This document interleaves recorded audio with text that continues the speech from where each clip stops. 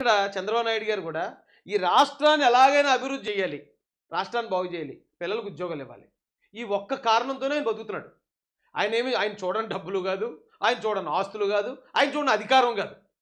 అయినా కూడా ఈ వైసీపీ వాళ్ళు ఇంత అవమానాలు చేసిన తర్వాత కూడా ఈ వయసులో ఆయన భార్యని ఆ మాట అనిపించుకోవాల్సిన అవసరం ఆయనకు ఉందంటారా?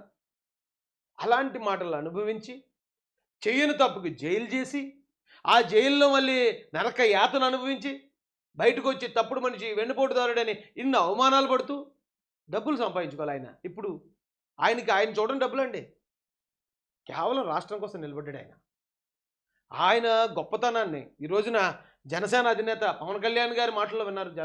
కొద్దిమంది ఎవరైతే సోదరులు చంద్రబాబు నాయుడు గారిని చిన్న చూపు చూస్తూ తక్కువగా మాట్లాడుతున్నారో, దయచేసి మీకు రిక్వెస్ట్ చేస్తున్నాను నేను, పవన్ కళ్యాణ్ గారి మాటలు విన్న తర్వాత అయినా చంద్రబాబు నాయుడు గారి మీద మీ అభిప్రాయాన్ని మార్చుకోండి.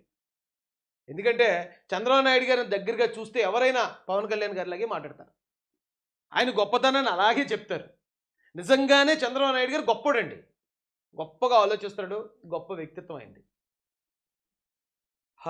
థ్యాంక్ యూ అండి పవన్ కళ్యాణ్ గారు.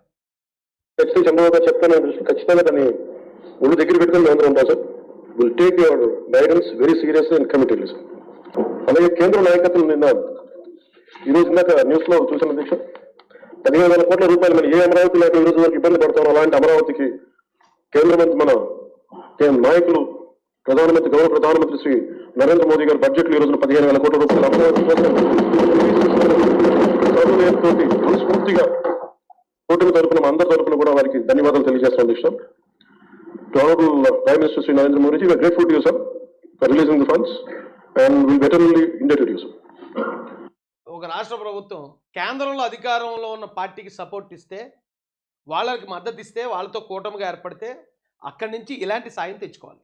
రాష్ట్రానికి రాజధాని కట్టడానికి, ఇక్కడ మౌలిక సదుపాయాలు పెంచడానికి, ఉద్యోగ కల్పనకి ఇలాంటి పనులు చేయాలండి. అలా కాకుండా నేను ఈ రాష్ట్రం నుంచి రాష్ట్రంలో ఎంపీలు నీకు సపోర్ట్ చేస్తాను, నువ్వు నాకు కేసుల నుంచి నన్ను తప్పించు, లేదా నా ప్రత్యర్థులందరి మీద కేసులు పెట్టి జైల్లో పెట్టించండి, లేదా మా వాళ్ళు చంపేసుకుంటారో వాళ్ళని కాపాడండి. ఇది కాదు మనం కేంద్ర ప్రభుత్వంతో కమ్యూనికేట్